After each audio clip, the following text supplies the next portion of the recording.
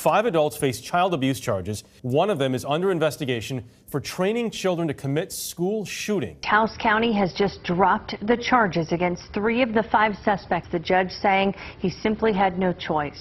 Remember that terrorist training camp in New Mexico? Well, the media doesn't seem to, or at least they're trying their hardest to forget. I'm Anders Hagstrom, and these are the facts. CNN wrote a puff piece about the family this week, and here's the headline. New Mexico compound family struggled with life off the grid. Struggled with life off the grid? The guy let a 3-year-old starve to death and was taking notes on the, quote, phases of a terrorist attack. Prosecutors say several of the kids overheard the 5 adults talking about jihad and martyrdom, and that they were training these children to go into public spaces and shoot people in the name of radical Islam. But CNN says what's really newsworthy here is how hard it was for this family to survive in rural New Mexico, and how their case might foster Islamophobia. Whenever radical Islam is involved, CNN simply refuses to give anything but the absolute minimum of coverage. But you might have been able to save a child if he was still alive. Yeah, thanks for reminding me of that. It's not like it's hard enough to live every day wishing that I could have got there quicker, but you got to get there lawfully. Okay. I only have a couple more questions. I think we're done. I have just a couple more questions. I think we're done. I just really asked to put that camera on. Is that not true? We're done.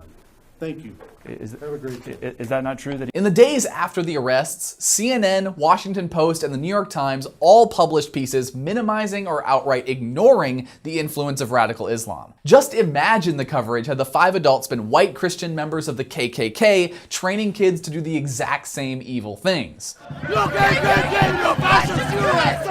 What's even worse in this situation is that one of the men is the son of a prominent Muslim imam from Brooklyn, who was investigated but never indicted for assisting in the 1993 bombing of the World Trade Center. And what's more, the imam has been a longtime mentor to none other than Linda Sarsour, the Muslim feminist who started the Women's March. What part of I don't want you to video record me?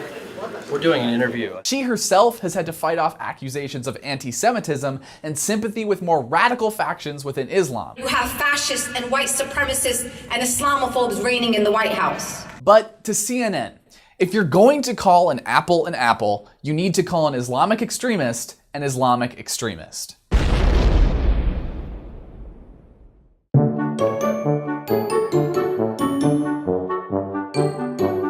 And now let's go to some of your comments about Pope Francis. Anne Santangelo says, time to drain the religious swamp.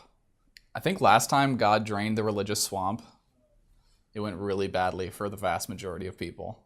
Waterboard the Pope? Problematic. Sherry Chestnut. There's no way that's a real name. Larry Vandermolen says, well, religion is only worshiping a little statue and getting tax breaks. Everybody roast Larry. Thanks for watching. Be sure to like us here at the DCNF Presents the Facts and our friends over at American Voices and the Daily Caller. Thanks for watching.